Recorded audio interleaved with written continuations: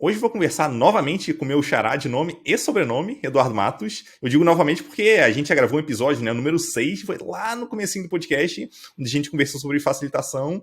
E, bom, muito obrigado pela tua presença aqui, Edu. Vai ser muito massa conversar contigo. Boa. Pô, cara, você sabe que o nome, muita gente me fala, cara, às vezes eu procuro o seu nome, acho o outro Edu e vice-versa, assim. Acontece, acontece. Acontece. Mas, assim, coincidentemente, a gente fala sobre os mesmos assuntos, né, de liderança, de gestão, então, cara, legal, essas coincidências muito boas, assim. Mas, cara, prazer estar aqui de novo e foi muito legal voltar. A gente tava até falando, né, já passaram-se 3 anos quase, né, desde o do último episódio que eu participei. E, enfim, vai ser muito bom compartilhar coisas aqui junto com você e com a galera aí.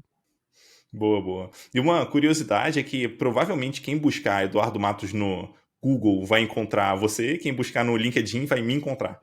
Então, dependendo do lugar onde a pessoa procura, ele vai encontrar uma pessoa diferente. Mas beleza. Boa, só para fazer uma apresentação bem básica aqui tua, né? Para o pessoal te conhecer um pouquinho melhor ali. O Edu está em período sabático nesse momento, mas ele já atuou aí como CTO do Get Ninja e Senior Engineering Manager no Nubank, e mais recentemente atuou como diretor de engenharia no Willbank. É isso aí, tá certinho? É isso aí, cara. É isso aí. Resumiu muito bem. Tirando os outros anos de programação aí, né? Que nem vale citar que são tantas empresas que, enfim, já tô certa idade já aí na programação. Boa, boa. E nosso papo aqui hoje, né, para você que está ouvindo a gente ou assistindo, né, saber, vai ser sobre produtividade para desenvolvedores, e boa parte vai ser baseada num vídeo que o próprio Edu colocou lá no YouTube recentemente, e eu vou colocar o link do vídeo nas notas do podcast, na descrição aqui do vídeo também, para você conhecer, e super recomendo que você assista lá, tá? Baseada, por um acaso, em outro conteúdo, né, que é num paper que saiu sobre produtividade de desenvolvedores, mas eu não vou me basear 100% nisso aqui para esse papo, tá?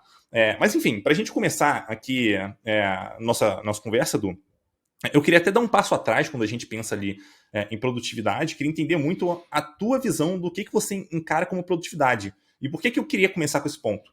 Basicamente porque cada pessoa pode entender produtividade como uma coisa diferente. Então, talvez produtividade para uma pessoa seja entregar mais tarefas, para outro seja gerar mais valor, para outro seja, não sei, ajudar mais os colegas, sei lá. Cada um pode identificar com um ponto diferente ali. Então, eu queria entender um pouco sobre a tua visão, né, do que você entende por produtividade.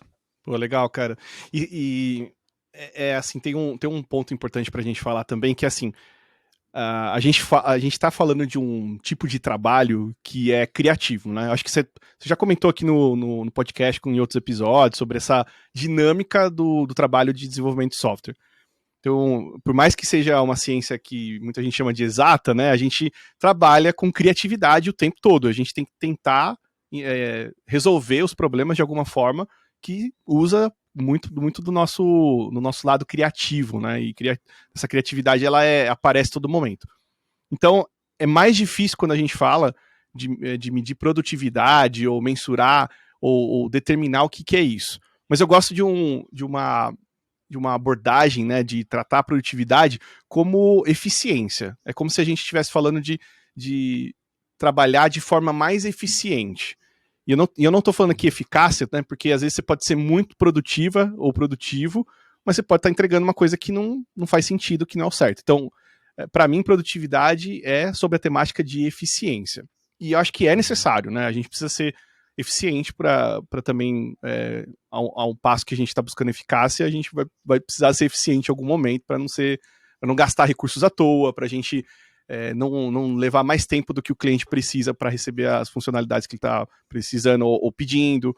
Então, para mim, produtividade significa ser eficiente, assim, sendo bem sucinto, assim, né, numa frase, né?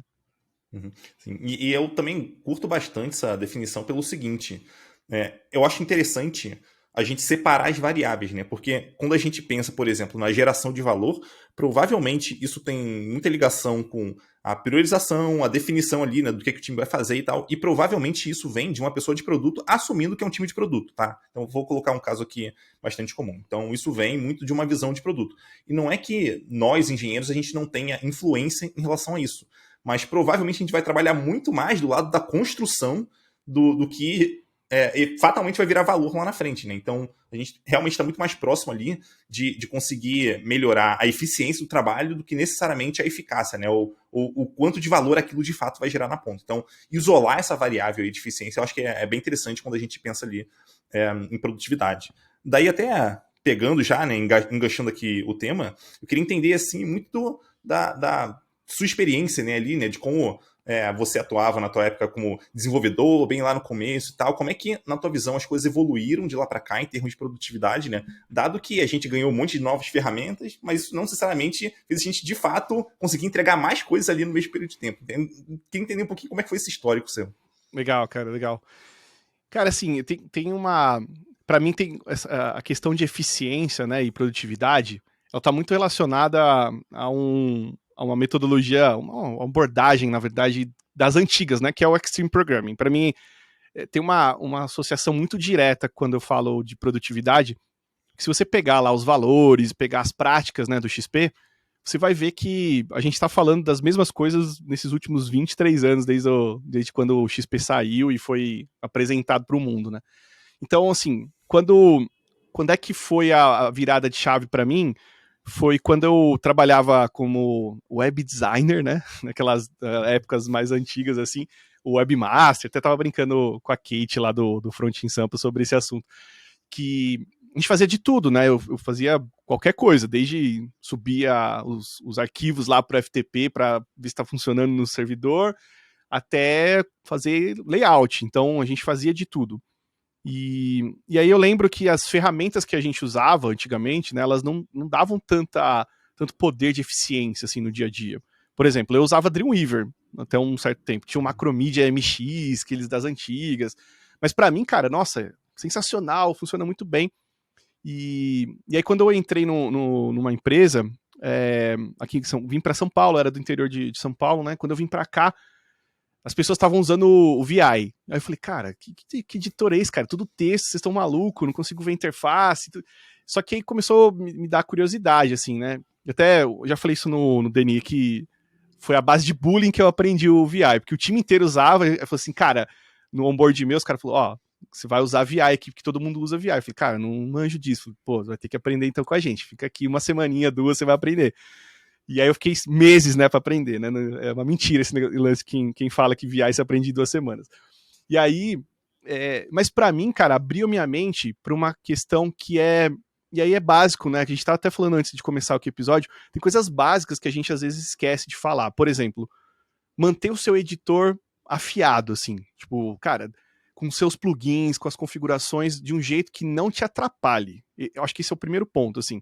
E aí o VI, para mim, foi descobrir uma ferramenta que eu saí do Dreamweaver lá, que tinha uma parte visual e às vezes me atrapalhava com aquela confusão de table que ele fazia lá. E ir pro VI foi como se eu tivesse construindo o meu editor. Tipo, cara, agora eu preciso de um autocomplete. Deixa eu ver se tem algum plugin de autocomplete. Então, eu passei a entender como funciona o meu editor. E aí era toda semana a gente trocava ideia sobre plugin. Aí de manhã, às vezes, eu dava um tapa numa configuração. Então, eu comecei a entender que afiar minha ferramenta fazia parte do meu trabalho e de ser mais produtivo, né? E, cara, é bizarro, né? Porque se você pega o mundo real, isso é quase que o básico, né? Eu trabalhei como servente de pedreiro com meu pai. E a gente afiava a enxada no fim de semana. Porque a enxada tinha que estar afiada para você puxar o concreto, sabe? Então, por que a gente não faz isso também, né, no nosso dia a dia? Então, acho que esse foi um dos primeiros pontos, assim, que eu observei sobre produtividade e que até hoje, aí passados os anos, né, isso foi lá em, sei lá, 2013, e aí ano passado, eu fiz um evento de mob programming, chamei uns times, né, a gente falou, cara, vamos testar mob programming? E aí uma galera topou, aí vieram umas 40 pessoas aqui em São Paulo, e a gente fez sessões, assim, uma semana de mob programming, e eu participei de um dos grupos, né? E aí, quando foi a minha vez, né, no mob programming, a gente vai rodando como se fosse um dojo, né? Então, cada um tá uma tela ali. Aí chegou a minha vez, falei, tá, dá o push aí no repositório, no branch, que eu vou baixar aqui. A hora que eu abri o editor, né, eu falei, putz, esqueci de configurar. Aí eu fiz um git submódulo update, baixei todas as dependências funcionando. Aí todo mundo, caramba, como assim? Aí abri o terminal, cara, autocomplete, um monte de funçãozinha que eu tava usando já, isso, sei lá, 6 anos atrás, que eu deixei de codar, assim, entregar coisa em produção, né? E aí todo mundo em volta de mim, cara, assustado, assim, falei, como assim, funciona? Falei, cara, funciona, o editor que eu uso para trabalhar, né, que eu usava até então todo dia. E aí a galera começou a se questionar, sabe, no grupo, porque aí quando a próxima pessoa assumiu o piloto, ela abriu o terminal dela e falou assim, nossa, tô com vergonha aqui, no terminal é tudo verde, as letras. E aí eu falei, cara, mas como é que você enxerga log num terminal desse, assim? Como é que você vê um erro, por exemplo, de um teste de unidade ou de aceitação?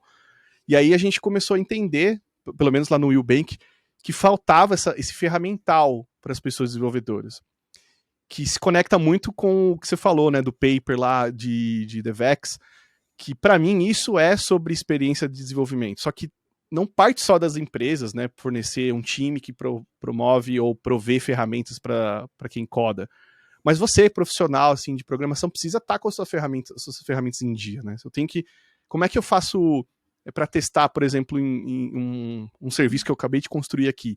E aí quando eu estava nesse mesmo grupo, a galera apontava para ambientes de homologação e staging para rodar a aplicação, porque não tinha seed de dados, né, local. Então, assim, essas coisas pequenas, elas vão minando a sua produtividade no dia. Então, aquilo que era para demorar, sei lá, um tempo curto, o maior gasto de tempo é você ter que lidar com essas variáveis de ferramenta que não estão prontas para o seu dia a dia, né? Então, acho que esse é um dos pontos mais importantes, assim, para mim, quando a gente olha pelo aspecto de quem programa, né, no dia a dia. Uhum. É bem triste, cara, encontrar uma situação assim de você já ter meio que resolvido isso no passado em algum momento. Quando você chega no time, o time tá mandando mal naquilo, talvez porque eles não têm conhecimento sobre aquele ponto específico, né? Então já cheguei num time, por exemplo, que os testes levavam uma vida para rodar, e assim, teste bobo, de aplicação relativamente pequena. Eu, cara, não, isso tá muito estranho, isso não deveria ser assim. Eu tive que entrar ali e me aproximar para conseguir ajudar a equipe a resolver aquele problema, né? Então, né, eu acho que, inclusive, essa é uma das vantagens da gente ser, vamos dizer assim, ter um background técnico em equipes técnicas, que a gente consegue ver isso acontecendo e ajudar e, obviamente, propor até soluções maiores que envolvam, dependendo de qual nível de liderança a gente esteja, a gente consegue propor ali para um grupo maior de pessoas, né? Sim. Mas aí eu queria até aproveitar esse ponto aqui para entender muito, assim, das tuas experiências aí já como gestor e tal. Quais foram os principais ofensores ali que você encontrou em relação à produtividade para a galera que trabalhou contigo nas empresas?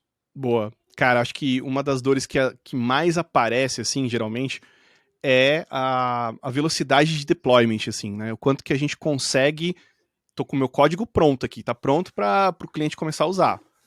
A partir daí, como é que é o processo de entrega, de delivery de software para o servidor, para o app, para que fique disponível para o cliente usar? Acho que esse é um dos maiores problemas que eu vejo, né, nas empresas e também no Willbank a gente tinha esse problema assim, de tempo de release. Então, acho que a primeira coisa que a gente começou a fazer era entender quais eram as necessidades das pessoas, assim, do tipo, cara, o que impede a gente de entregar um software no mesmo dia, assim, sabe? Tipo, esse é o estado da arte, a gente quer entregar no mesmo dia uma aplicação ou uma funcionalidade nova para o cliente. O que impede a gente de fazer isso? E aí, cara, você vai começando a cavar e aí você vai descobrindo uma centena de coisas que, desde as básicas, que nem a gente falou aqui, de configuração de editor e tudo mais, e seed de dados, até as mais problemáticas, que é como que eu vou lançar uma funcionalidade que não pode ser liberada antes de uma dependência estar pronta. E aí você começa a falar, cara, mas espera aí, então a gente tem que testar novas formas de fazer deployment, como, por exemplo, o feature flag. Se a gente tem que fazer esse tipo de coisa, a gente tem que rever nossa arquitetura. Então, quando a gente começou a olhar esse processo, a gente descobriu que tinha uma centena de coisas que a gente tinha que priorizar ali, por ordem até de impacto, né, nesse tempo de release, que eu acho que deixou a gente mais drivado, assim, orientado ali no time de plataforma para a gente construir essas soluções. Então, eu vou te dar um exemplo. Quando eu entrei lá, a gente tinha um time de infraestrutura que recebia uns tickets para criar recurso de cloud. Então, a galera meio que abria um ticket e esperava, sei lá, quando alguém de infraestrutura conseguia um tempo para poder criar, sei lá, um S3, um bucket no S3, sabe? Era um negócio muito simples, mas ficava lá concentrado na mão do time de infraestrutura. Então, minha primeira ação foi, cara, peraí, a gente tá vendo que os tickets estão chegando. Quais os tipos de tickets que mais aparecem aqui? Puta, então é criar recurso? Então vamos criar uma pipeline de criação de recurso. Ah, não, mas aí a gente tem que aprovar. Falei, por quê? Qual que é o ponto? Assim, será que a gente não pode ter padrões aqui? E aí a gente pode ter ferramentas que checam esses padrões nos repositórios?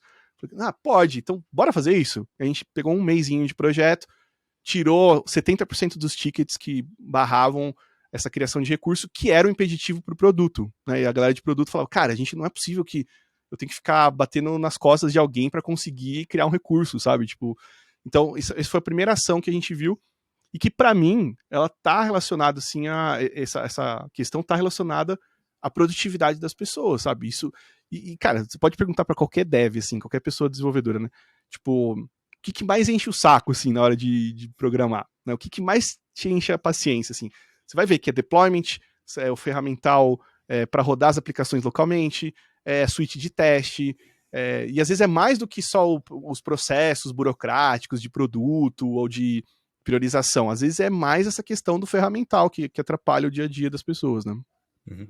Total. E você comentando isso, né, eu até consigo enxergar, assim, em várias empresas onde eu trabalhei, justamente esse problema de...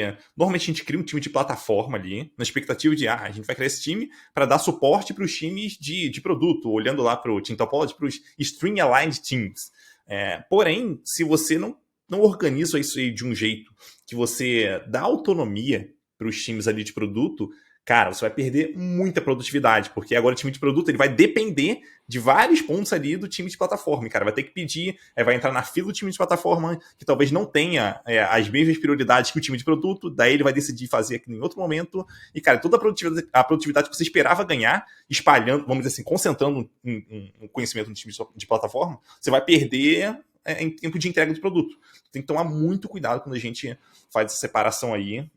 Eu até costumo dizer que para mim, assim, hoje em dia, na minha visão, quando a gente pensa em criar um time de plataforma, ou ainda que seja uma pessoa de plataforma ali na tribo, alguma coisa assim, cara, o papel primordial dessa pessoa é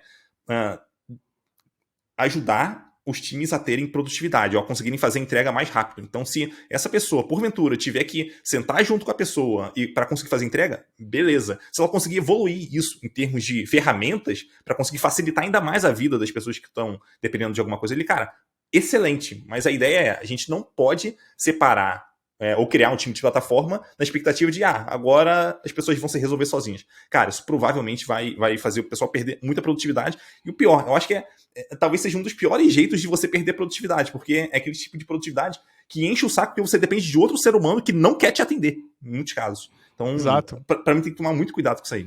Cara, e a gente tem visto muito isso, né? Acho que talvez um pouco antes do Team Topology já se discutia, né, esses times de plataforma, né? Eu lembro muito desse debate assim sobre ter times que fizessem construção de ferramentas, né, principalmente de infraestrutura para os times de produto. E uma coisa que a gente viveu também lá, né, no Will, foi assim, a gente quer que esses times eles gerem eficiência para os times de produto. Se tem alguma coisa aqui que está impedindo essa eficiência, a gente precisa repensar. Então, a primeira coisa que a gente percebeu é que a gente entregou essa ferramenta de CI para criação de recursos, só que ela não abrangia tudo, né? Ela não tinha todos os recursos disponíveis do CI ali. A gente estava usando Terraform, e aí executava lá na ferramenta de CI e aplicava isso. Só que aí a gente começou a ver que eu precisava criar módulos para o Terraform para determinados tipos de recursos. Só que isso leva tempo, e aí tem prioridade. Só que para um time específico de produto, talvez eu não dá para dividir a prioridade com outros 10 times, porque aquilo lá é essencial para entregar um valor para aquele trimestre, para o que eles tinham definido como objetivo. Então a gente começou a perceber que a gente estava criando essa ansiedade nas pessoas, né, de entrega de funcionalidades. Então, qual que foi a nossa ação ali? E aí, cada contexto é um, né? Mas a gente decidiu começar a promover uns champions, assim, dentro dos times, que eram as próprias pessoas desenvolvedoras que tinham mais afinidade com infraestrutura, que tinham mais conhecimento sobre o assunto, e elas tinham permissão para fazer qualquer coisa dentro do ecossistema delas, assim. Então, o permissionamento estava aberto, você tem a nossa ferramenta aqui de CI/CD, mas se a gente não conseguir te atender, você consegue fazer qualquer coisa aqui na AWS, que era o nosso provider no caso. Então, foi um jeito da gente ganhar tempo, de oferecer essas ferramentas que fossem as ideais, que a gente acreditava que ia melhorar a eficiência, mas não tirando a autonomia dos times de cuidar da própria infraestrutura, que era a nossa filosofia era essa, ó, não é nossa responsabilidade cuidar de infraestrutura de serviço, e que foi uma mudança muito difícil de fazer, né? Mas isso gerou mais eficiência, mais confiança. Tiveram erros, óbvio, né? Tipo, os times iam errar, não iam fazer da mesma forma que a gente queria de padrões. Mas, cara, a consequência da gente colocar tudo na responsabilidade do time de plataforma era muito pior, assim, né, do que a gente dar autonomia para os times. Então, foi dessa forma que a gente tentou resolver essa treta, né? No fim das contas, é escolher qual risco você está disposto a correr, né? Se é o risco de um erro acontecer, que pode acontecer, né? Seres humanos ali, mesmo até para quem conhece pode cometer erro. Então, se você quer correr mais esse risco, ou se você quer correr mais o risco de demorar a fazer entrega. E talvez demorar mais tempo para validar a hipótese, para ter um loop ali de feedback, né, em relação ao que você está entregando, enfim. Eu tenho a impressão de que, via de regra, tá? Na maioria dos casos, faz mais sentido a gente tentar ter uma entrega mais rápida, mesmo correndo o risco de ter alguns erros, do que a gente tentar se proteger demais, tá? Mas aqui, obviamente, existem exceções aqui, então, em alguns contextos, talvez faça mais sentido a gente olhar para a questão de segurança, qualidade, enfim, por aí vai, né? Sim. Mas aí até, entrando mais um pouquinho nesse ponto aqui, um dos pontos que você menciona lá no teu vídeo, e que vem lá do paper também, né, que é sobre essa questão da carga cognitiva, né? Então, quanto mais difícil for para as pessoas conseguirem entender ali o ambiente onde elas estão, seja em relação a, cara, entender a tarefa que ela vai fazer, entender o objetivo daquilo, entender como que ela consegue mexer no código e tal. Então, quanto mais difícil isso, menos produtiva a pessoa tende a ser. Então, é até meio óbvio nesse sentido. Mas aí o que eu queria entender de você é o seguinte: imagina, por exemplo, que o time cara, trabalha com uma base de código que é relativamente grande ali, que é relativamente complexa, e tem uma pessoa chegando na equipe, uma pessoa nova. Tem algum jeito de reduzir um pouco, pelo menos, a carga cognitiva quando o ambiente é esse, né? Tipo, tem código ali que é grande, assim, para a pessoa entender, vamos dizer assim, numa primeira vista? Justo, cara, esse é um assunto bom também, porque carga cognitiva, ela afeta diretamente a produtividade, assim, diretamente, né? E aí, nesse estudo, eles trouxeram, né, esse pilar, né, de carga cognitiva, porque realmente, cara, além das ferramentas que a gente comentou aqui, né, de você abstrair algumas complexidades, né, por exemplo, talvez as pessoas desenvolvedoras não tenham que descobrir, tenham que fazer certificação da AWS para mexer numa infraestrutura. Se eu tiver uma ferramenta que eu consiga ter observabilidade, monitoramento, acompanhar deployment e que isso seja abstraído num high level de ferramenta, excelente, melhor ainda, porque essa galera não tem que parar para estudar as entranhas da AWS, do Google Cloud, enfim, né? Então, eu acho que tem esse aspecto. Aí tem um outro que eu acho que é mais sociotécnico, né? Que é um assunto que também pouca gente tem falado aqui no Brasil, mas o aspecto sociotécnico da coisa é como que as estruturas organizacionais estão refletindo o software que a gente constrói. E esse eu acho que é um ponto importante. E quando a gente fala de carga cognitiva, a gente está falando de enxugar os contextos de negócio das pessoas para que esses onboards, que nem você falou, sejam leves, né? As pessoas consigam chegar jogando, né? Claro que, por exemplo, tem alguns contextos que eu trabalhei, como lá no Nubank, tinha a questão da linguagem, da stack, que era muito diferente até então, né, na época, do que o mercado oferecia, Clojure, Datomic, então uma série de ferramentas que você tinha que aprender, e aí existia lá um processo de onboarding de uma semana, duas, eu nem sei se isso ainda funciona lá, mas na época que eu tava, tinha essas 2 semanas de onboarding, que tinha palestras sobre como usar o Kafka, Datomic, Clojure, mas na segunda semana, os times, eles formavam times de mob programming, com as pessoas que estavam fazendo onboarding, então às vezes tinha 15, 20 pessoas entrando, e pegavam features que eram para ser entregues ou dívidas técnicas que os times tinham para realmente codar e subir para produção. Ou seja, eu preciso vivenciar o processo de deliver nessa primeira semana para saber como usar as ferramentas. Óbvio que elas não vão dominar as ferramentas em uma semana, né? Não faz nem sentido, mas experimentar como que é o processo de entrega aqui na empresa. Cara, isso era muito bom, assim, as pessoas chegavam para os times, embora a gente ficava na ansiedade, pô, quanto que chega? E a pessoa já estava lá na empresa, mas estava lá 3 semanas lá no onboarding, e a gente falou, quando ela chegava, ela conseguia pegar as histórias, fazer pair programming, entregar as coisas com muito mais fluidez. Então, essa parte ferramental é importante, né? Agora, quando você tem uma carga excessiva de domínios, imagina, você tem que aprender. Vou dar um exemplo no Will, assim, a gente tinha times de conta corrente digital, né? Que tinha que lidar com Pix, com boleto, com transferência, com DOC, cara, uma série de coisas num time só. Então, imagina a loucura, assim, você tem um quadro de tarefas, e aí a primeira tarefa é, puta, precisamos resolver essa treta aqui do Pix num fluxo, X. Aí você tem que ir lá, tá, beleza, deixa eu pegar aqui Pix, deixa eu ver como funciona o Pix, qual que é os sistemas que estão envolvidos. Aí a segunda tarefa é, cara, a gente tá com problema no agendamento de boleto. E aí, caralho, peraí, Pix. E aí eu não sei, eu não sei nem como começar.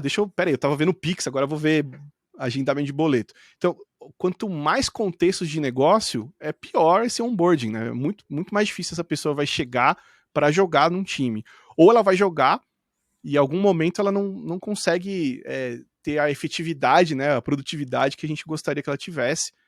E isso também, cara, tem um efeito colateral muito grande nas pessoas entrando. Eu lembro do Nubank, né, a gente tinha casos assim de times sobrecarregados, né, de domínios, e eu lembro do Nubank as pessoas muito muito ansiosas, né, com o início delas, assim. Eu, como pessoa gestora, tava ali acompanhando e ela falou, cara, tô me sentindo mal, assim, parece que eu sou um impostor, né, tá todo mundo manjando de tudo, eu não manjo de nada. Então isso causa um monte de efeito colateral que ou é invisível, né, nesse caso né, é intangível, ou tangível, que é nas entregas, a velocidade das entregas. Então, cara, carga cognitiva para mim é um assunto que eu acho que a gente devia levar mais a sério, assim, né, nas estruturas organizacionais, né?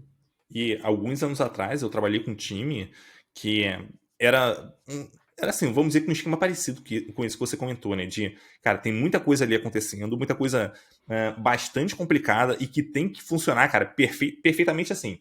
A regra de negócio ela tem que estar bem implementada, porque senão vai dar problema, né? Então o time lida com grana ali, com dinheiro, então não pode cometer erros assim grosseiros, vamos dizer assim, né? E na época, o que a gente fez, porque assim, a gente tinha dificuldade até de priorizar algumas coisas, porque, cara, uma coisa é importante, a outra também, e são contextos diferentes aqui, então como é que a gente faz para priorizar? Então acabava que a gente priorizava sempre de um lado, tava pegando mais fogo do que do outro. Então o que a gente fez na época, e que na minha visão ajudou, foi justamente separar alguns contextos ali, né? Então, cara, esse contexto aqui, cara, vai ser esse time aqui, beleza, a gente formou uma nova equipe, inclusive a gente pegou uma pessoa dessa equipe dessa equipe inicial, né, que trabalhava com tudo, para colocar lá também, porque ela já tinha um contexto ali, para a gente conseguir lidar com os dois contextos. Então, beleza, a gente diminuiu aí grosseiramente pela metade, vai. Então, talvez já seja uma forma ali de diminuir um pouco isso aí. Porque, assim, onboarding, cara, para uma pessoa pegar tanta coisa assim, cara, vai demorar mais, vai demorar mais tempo para ser produtiva, o que vai afetar a produtividade da equipe, o que vai tornar mais difícil de conseguir trazer outras pessoas depois, porque imagino que alguém saia da equipe para trazer. Então, é algo que realmente a gente tem que estar olhando ali muito de perto e, no fim das contas, isso é o nosso trabalho de gestor, né? Da gente conseguir organizar o trabalho da melhor forma possível para que a equipe produza e gere valor da melhor forma possível, o mais rápido possível, né? Então, enfim, se alguma coisa não está funcionando, fica a dica aí para quem está ouvindo ou assistindo a gente, cara, pensa e dê ideias de como mudar o ambiente que você está também. Sim, e o que você falou é importante, é nosso trabalho fazer esse mapeamento visualizar esse trabalho, né? Isso, a galera do Kanban fala muito isso, né? De visualiza o fluxo do trabalho, né? Dá uma olhada nas classes de serviços, quanto tipo de trabalho que tem o time, né?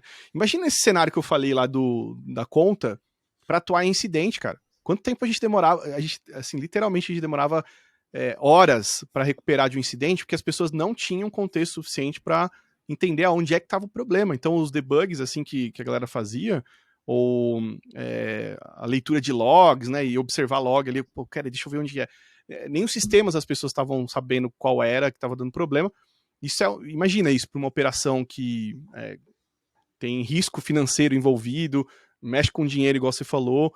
Então, não é uma questão só de preciosismo, dividir os times por domínios mais enxutos e carga cognitiva mais baixa. É uma questão de risco operacional, sabe? Então, acho que esse é um ponto importante para a gente falar, assim, e começar a colocar mais esse assunto na mesa, na hora de estruturar times, né, cara? Uhum.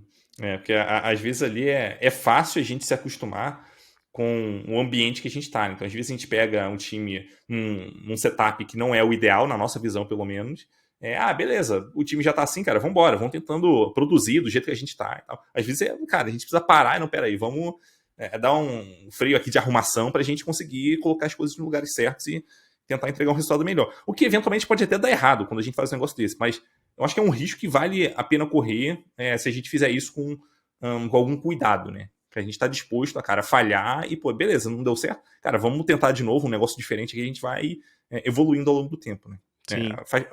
Correr risco faz parte do trabalho de uma pessoa que está numa posição de liderança. Aí, beleza. Um outro ponto que você menciona lá no teu vídeo também, que é bem interessante, é sobre a questão do estado de flow ali, né?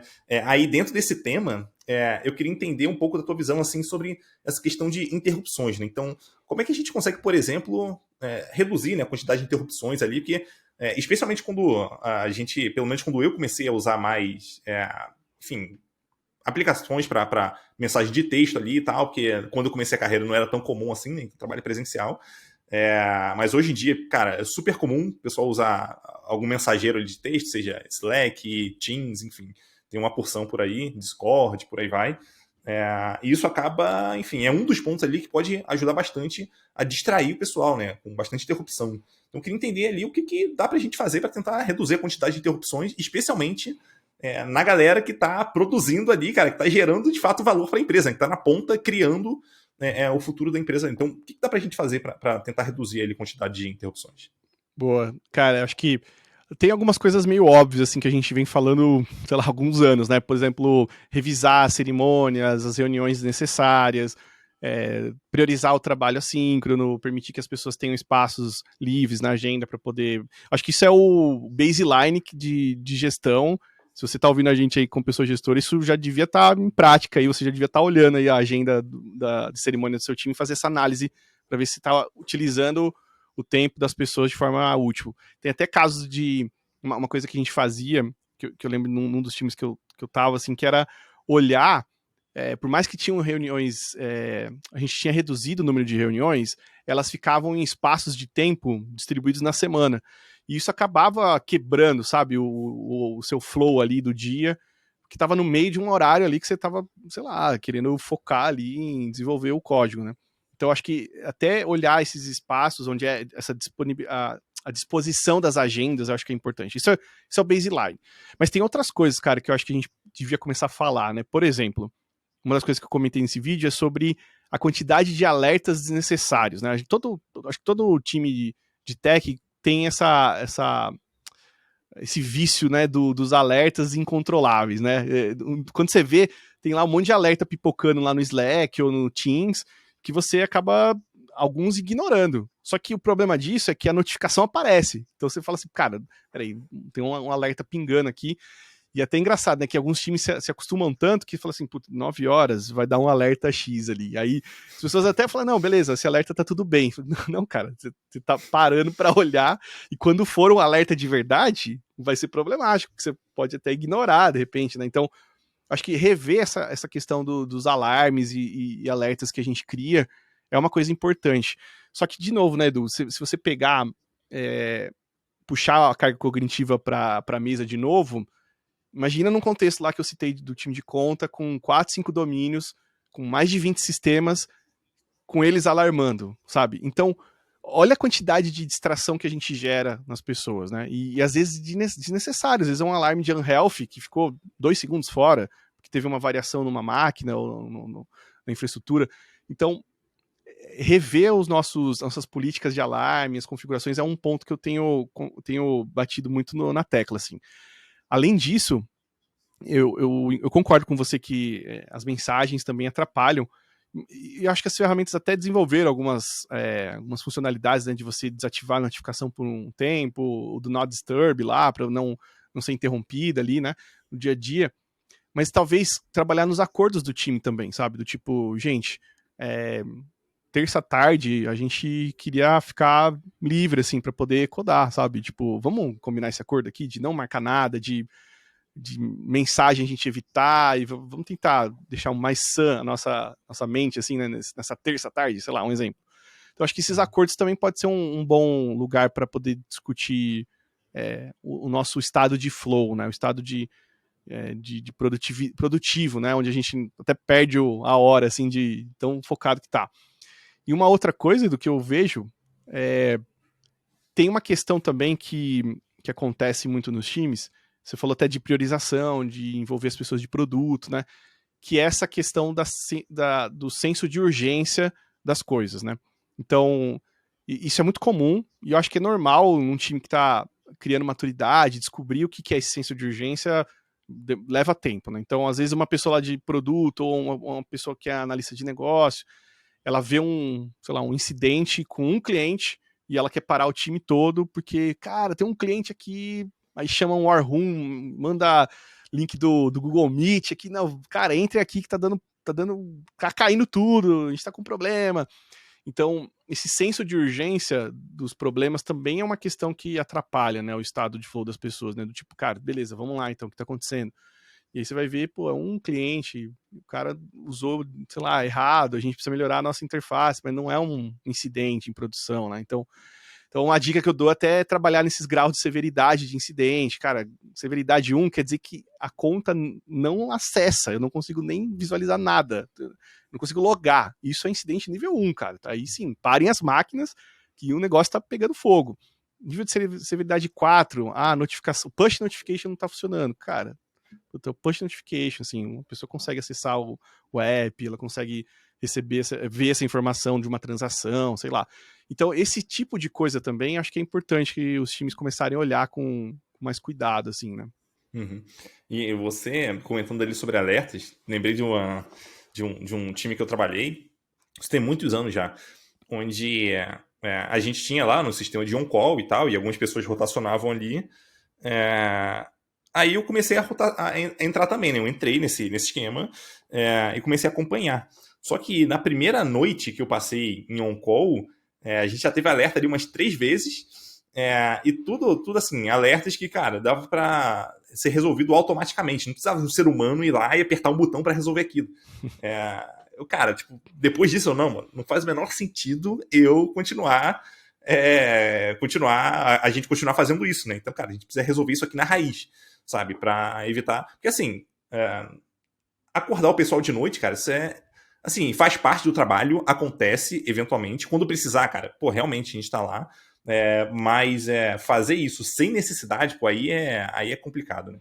Exato. E isso pode acontecer durante a noite, que é horrível, mas pode acontecer durante o dia também, né? Então vai incomodar o pessoal da equipe. Então, realmente, você saber usar os alertas corretos ali, no momento correto, é muito importante. E um outro ponto, esse já falando um pouco mais como gestor também, você comentou ali, da pessoa de produto que fica desesperada, talvez com um bug ali que apareceu.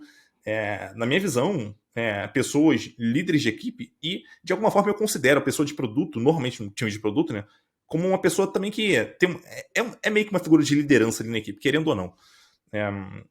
Mas pessoas líderes de equipe, na minha visão, elas deveriam ter muito cuidado com o que elas vão comunicar. Porque dependendo do que elas falem, isso pode ser interpretado como algo importante pela pessoa que está ali codando, está resolvendo um problema, que está, de fato, construindo o software, ou testando, ou, enfim, fazendo outras atividades ali relacionadas.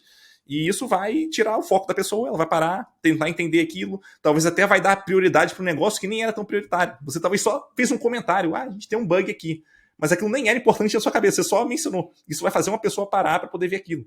Então, uma interrupção, cara, que a gente deveria estar segurando. A gente tem que entender, cara, vale a pena eu falar isso nesse momento? Ou é melhor só chegar lá no backlog, deixa lá, na próxima planning a gente conversa sobre isso que está acontecendo e dá um jeito de resolver, sabe?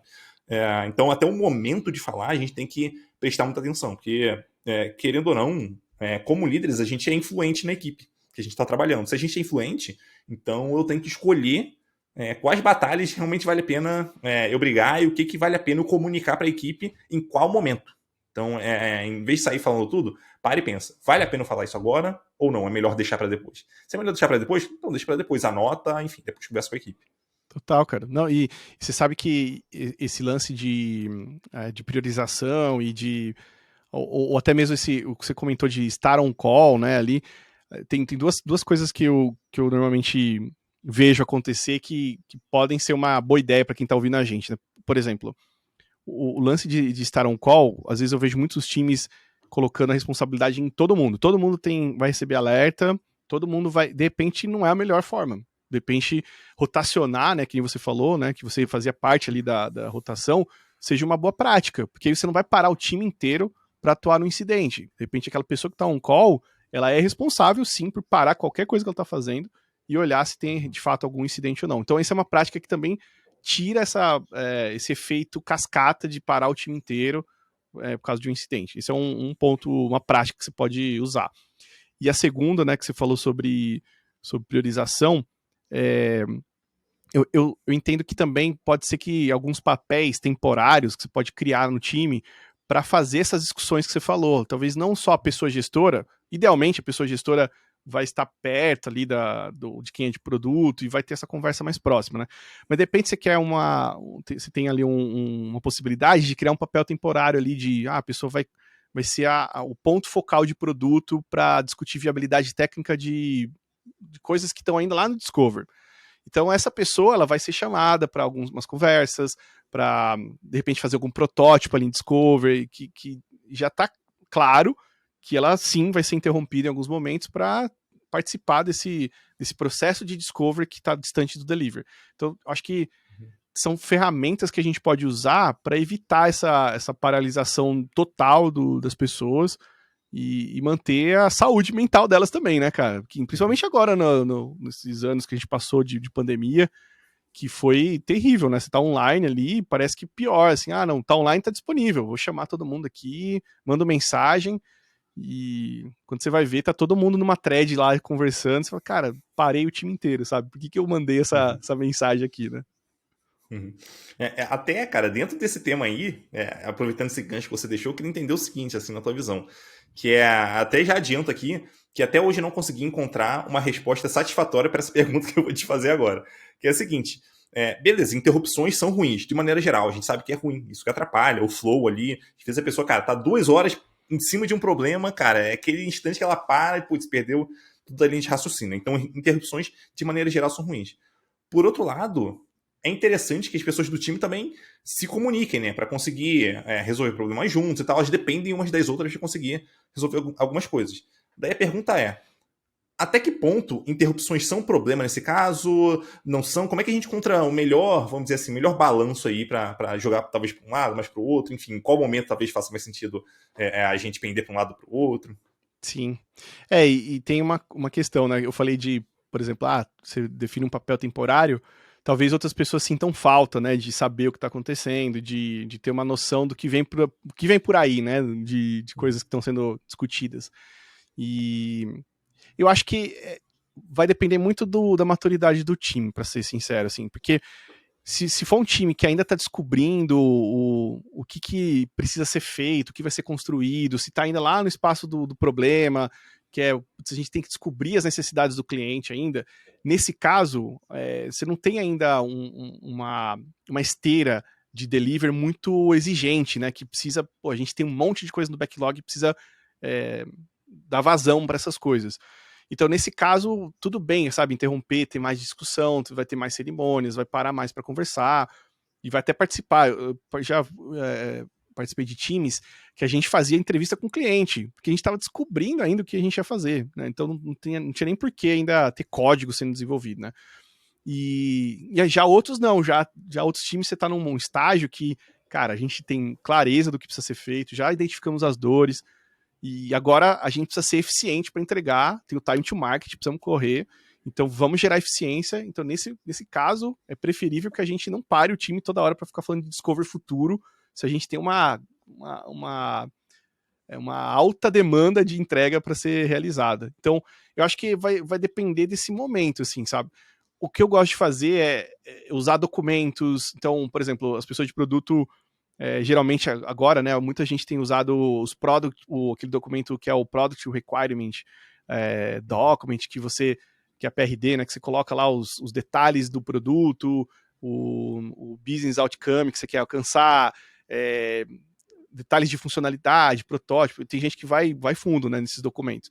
Eu acho que ter uma cultura de documentação também de produto é importante, porque, beleza, eu não vou parar aqui para participar da cerimônia, mas o que vocês estão discutindo aqui no Discover? E aí tem lá, sei lá, organizado, os documentos, se alguém quiser ler, parar um momento, sei lá, vou tomar um café aqui, deixa eu ver o que tá rolando aí.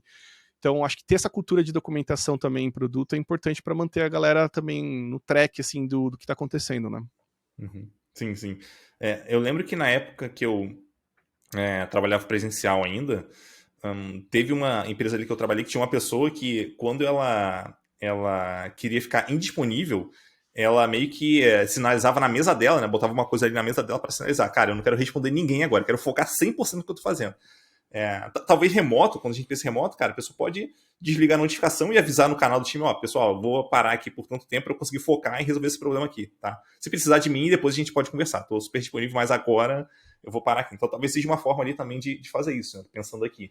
Mas tem Então... o... Sabe que é engraçado, né? O Focus Time, né? Que você, por exemplo, o Google Calendar implementou lá que você consegue criar slots de focos onde as pessoas não conseguem nem marcar. Você pode recusar convites automaticamente se alguém agendar alguma coisa. Isso é uma ferramenta legal. Só que é engraçado, cara, que eu fiz isso, né, na última empresa que eu tava, e ainda assim as pessoas marcavam reunião e esperavam que eu fosse, e eu já tinha, o próprio Google Calendar já tinha recusado. E aí a pessoa mandava mensagem, pô, você não vai entrar? Eu falei, cara, entrar onde, assim? Não, a gente marcou uma reunião às 2. Cara, tem Focus Time ali, eu não consigo agora, tipo. E aí, assim, tem que ter um respeito também, sabe?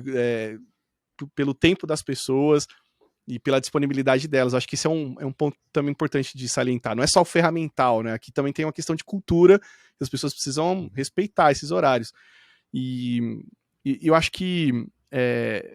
eu lembro no presencial também tem até um meme, né, de, tipo, a pessoa colocar um impresso atrás da cadeira, assim, né, tipo, estou focado, não me atrapalhe.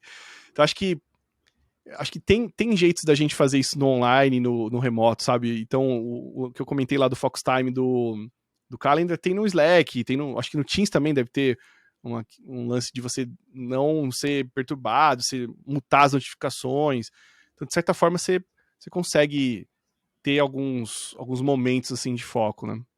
E teve uma equipe que eu trabalhei que, na época, a gente estava precisando muito ter foco, a gente identificou isso, esse problema, e um dos combinados que a gente fez foi de olhar o Slack somente em alguns períodos específicos do dia. Então a gente ia parar ali no começo do dia, ali por volta do horário do almoço, então um pouquinho antes do almoço, e em tal horário ali de tarde. Então a gente ia parar nesses momentos para olhar o Slack. No restante do tempo, como a gente queria muito ter foco, cara, a gente vai focar 100% no que a gente está fazendo, né? Então dá para ter esses combinados internos ali do time também, para conseguir, em vez de, vamos dizer assim, em vez de receber uma notificação e ir lá atender, não, peraí, deixa que eu vou até as notificações. Então, quando eu quiser, eu vou lá e vejo as mensagens que estão em aberto, enfim, quem está me perguntando alguma coisa para conseguir ajudar ali, né? Então, ser proativo nesse sentido, eu acho que pode fazer bastante sentido também.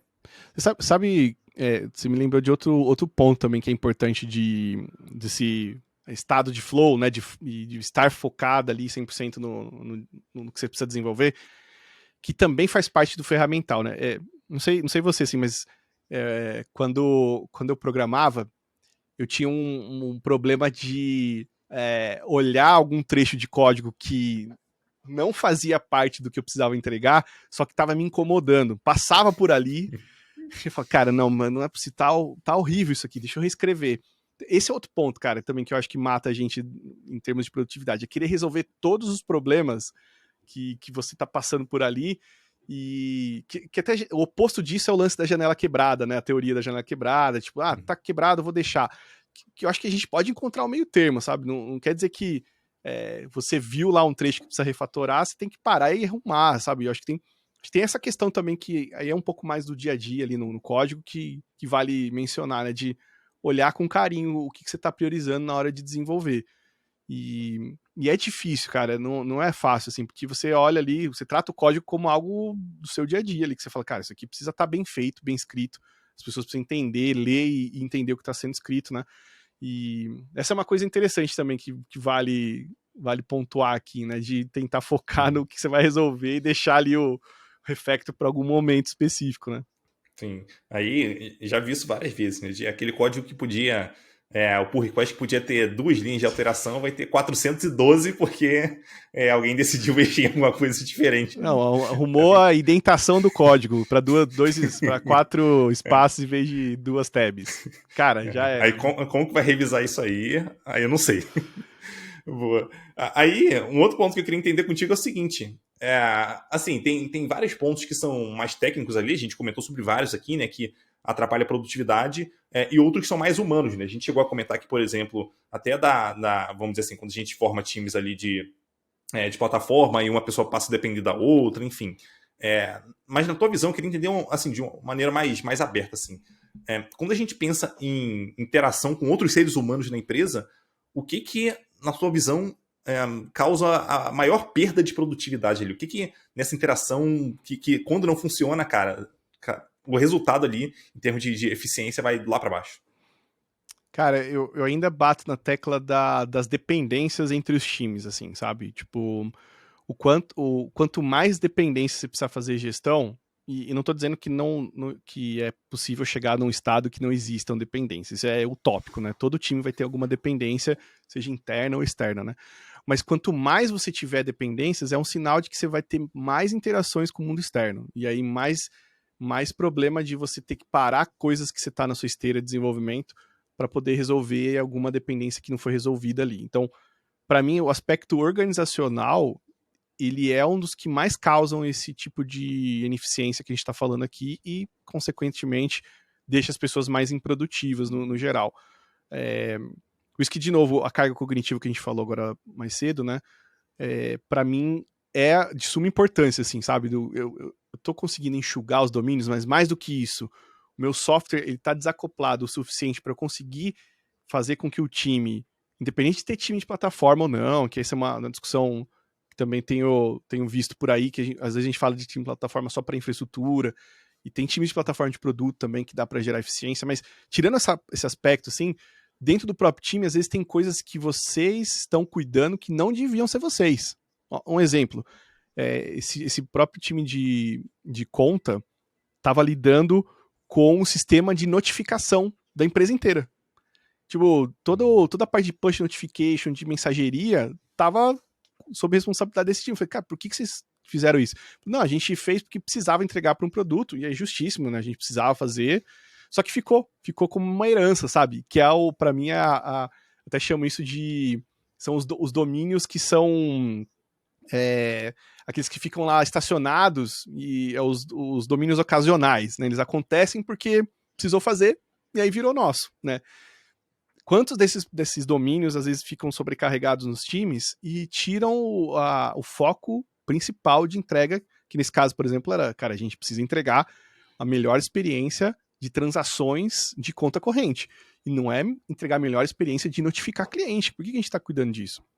Então, você vê que, para mim, essa questão organizacional, essa questão sociotécnica, né, das estruturas, ela acaba gerando ineficiência e deixando as pessoas improdutivas. Não tem como, cara. É fato. É só você olhar, quando você mapeia domínio, quando você descobre domínios ali nos times, você vai ver que a gente está fazendo mais do que a gente devia.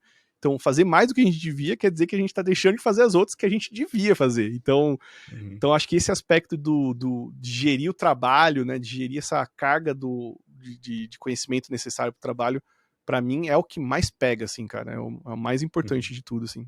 Sim. E quando, pelo menos eu penso lá, né, no começo da agilidade e tal, um dos motivos para a gente criar o que a gente pelo menos chamava na época de time de produto ali, né, com uma pessoa de produto, uma pessoa de design, ou as pessoas necessárias para conseguir fazer entrega, né. Um dos motivos para isso é justamente para você tentar concentrar no time todas as habilidades que você precisa para conseguir fazer a entrega. Só que, naturalmente, com a complexidade, né, enfim, mercado, do trabalho das empresas, dos sistemas, é natural que existem essas dependências. Então, se a gente somente criar times de produto e ignorar as dependências, cara, a gente vai ter um problemaço ali. A gente pode nem estar olhando para isso, mas de fato pode ser um problemaço para produtividade. E eu queria até finalizar aqui fazendo uma pergunta que talvez essa já seja resposta, talvez não. Assim, que é a seguinte: eu queria entender, de maneira geral, pela experiência que você acumulou ao longo desse tempo todo de carreira, se você tivesse que citar ali vamos dizer assim, os low-hanging fruits, os 20% que, cara, se a gente mexer, vai aumentar a produtividade em 80% nas equipes, na empresa, o que seria esses 20% que você mexeria?